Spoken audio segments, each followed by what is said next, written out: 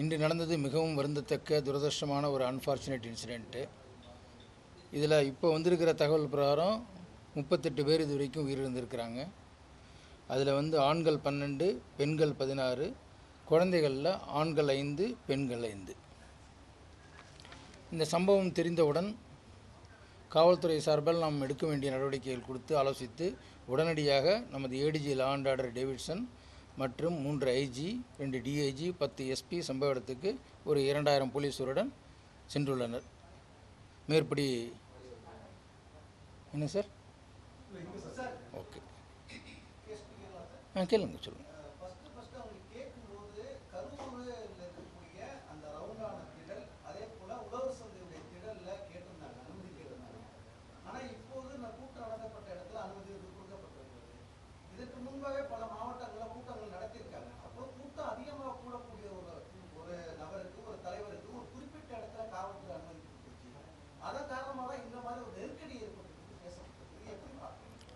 இதற்கு முன்னர் நடந்த கூட்டங்களை மனசில் கருத்தில் வைத்து கொண்டுதான் திருச்சியில், நாகப்பட்டினம், திருவாரூரில் அவர்கள் கூறியதை விட கூட்டம் அதிகமாக வந்ததை மனதில் வைத்து கொண்டுதான் இந்த வாட்டி கரூரில் அவங்க முதல்ல கேட்டது லைட் ஹவுஸ் ரவுண்டான உழவர் சந்தை.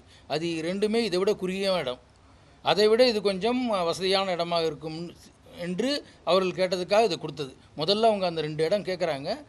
நாங்கள் அது முன்னாடி நடந்த கூட்டத்தை வச்சு இந்த இடம் போராதுன்னு சொல்ல போய் தான் இந்த இடத்த அவங்க வாங்கிக்கிறாங்க.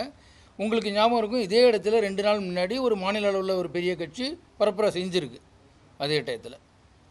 அது ஒரு முக்கியமான விஷயம்.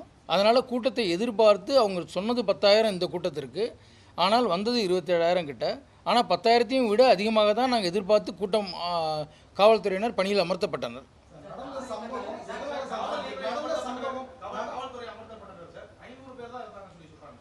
ஆமாம், அந்த இடத்துக்கு 500 தான். ஏன்னா அந்த இடம் உங்களுக்கு ரோடு தான். அந்த இடத்துல அதுக்கு மேலே நிற்கிறதுக்கு போலீஸ் இருந்தாங்கன்னா மக்கள் கூட நிற்க முடியாது. அதுதான் அதாவது அந்த இடம் கரூர் ஊருக்குள்ளார கரூர் ஈரோடு ரோடு மேலேயே இருக்குது. அதனால் ரோடு மேலே அதுக்கு மேலே உங்களால் டிப்ளாய் பண்ண முடியாது. அந்த இடத்துல தான் பார்த்துருக்கோம். இருங்க ஒரே நிமிஷம் நான் சொல்கிறத கேளுங்க. இது மாவட்டத்தில் கலெக்டர், எஸ்பி மீட்டிங் போட்டு அனைத்து கட்சிக்காரர்களுக்கும் அறிவிக்கப்பட்ட ஒரு இடம். அதனால தான் இந்த இடத்துல இதுக்கு 2 நாள் முன்னாடி வேறு ஒரு பெரிய கட்சியும் நடத்தியிருக்கிறாங்க. ஏன்னா இன்னொன்று முக்கியமாக குறிப்பிட வேண்டியது என்னென்னு நீங்கள் பார்க்க வேண்டியது, இதில் பர்மிஷன் கேட்டது காலையில் 3லேருந்து மதியம் 3லேருந்து 10 மணி வரைக்கும் தான் பர்மிஷன் அந்த இடத்துக்கு கேட்டிருந்தது. அந்த தமிழக வாழ்வுரிமை கட்சி ட்விட்டரில், அவங்க ஹெட் குவார்ட்டர்ஸ் ட்விட்டரில் 12 மணிக்கு வருவாருன்னு போட்டிருந்தாங்க. 11 மணிலேருந்து உங்களுக்கு கூட்டம் வர ஆரம்பிச்சிருது. கடைசியாக இவர் வரும்போது 7:40. ஆமாம், தமிழ் வெற்றி கழகம் தான். என்ன, கடைசியாக இவங்க வரும்போது 7:40 ஆகிடுது. அதனால் காலையில் 11-12லேருந்து சேர்ந்த கூட்டம் அங்கேயே இருந்தது. அவங்களுக்கு போதுமான அளவு தண்ணி, சாப்பாடு இதெல்லாம் இருக்காது இந்த வெயில் நிலைமையில். அது ஒரு முக்கியமான பாயிண்ட்டு. இதில் யாரையும் குறை சொல்கிறதுங்கிறத விட ஃபேக்ட்டு நம்ம சொல்ல வர்றது எல்லாமே ஒரு ஃபேக்சுவல் பொசிஷன். ட்விட்டர் ஹேண்டலில் 12 o'clock வராங்கிறதுனால மக்கள் வந்துக்கிட்டே இருந்தாங்க. 2வது பாயிண்ட் நீங்கள் பார்க்கணும் என்னென்னா, அவர் வரும்போது வரவேற்பு ஒரு இடத்துல நடக்குது, அங்கேருந்தே கூட்டம் பின்னாடியே வருது. அங்கேருந்து கூட்டம் வரும்போதே ஊருக்குள்ளே ரொம்ப கஷ்டப்பட்டு போலீஸ் தான் அழித்து கொண்டு வராரு. அதை அவரே திரு விஜய் அவர்களே உங்களுக்கு ஆரம்பத்தில் சொல்கிறாரு, போலீஸ்காரர்கள் சிறப்பாக செய்தார் நாங்கள் வந்தோன்னு.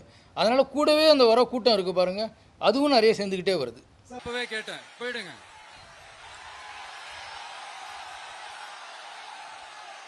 நண்பா கொஞ்சம் வழி விட்டுருங்க.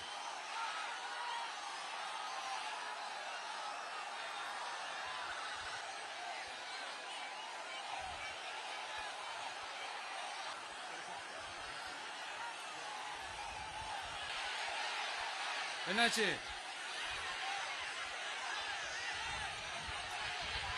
தண்ணி கொடுங்கப்பா, தண்ணி பாட்டில் கொடு.